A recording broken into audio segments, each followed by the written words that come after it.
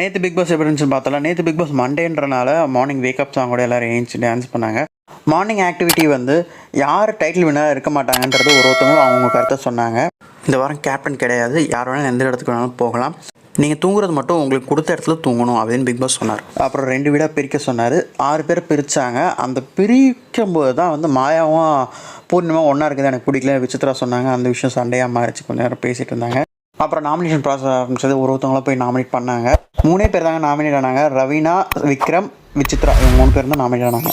Shopping செய்ய வேண்டிய முக்கியமான பொருட்கள் பிக் பாஸ் கொடுத்துட்டார். சில பொருட்களை வந்து எழுதணுன்னாங்க. விஜய் வந்து பிளாஸ்மா டிவி பார்த்து சில பொருட்கள் எழுதினார். நல்லா இருந்துச்சு. அதுவும் பார்க்க இந்த வாரம் ஃபுல்லாக மாயா செந்தமில்லே பேசணும் அப்படின்னு சொல்லிட்டு ஃபேன் பேஸ் கொஸ்டின் சொல்லியிருந்தாங்க. ஃபிலிம்காக 3 டீமாக எல்லாருமே பிரிஞ்சிருந்தாங்க. ஒருத்தவங்களும் வந்து ஓட் கேட்டாங்க, எங்களுக்காக இந்த கேம் விளையாடுங்க அப்படின்னு சொல்லியிருந்தாங்க.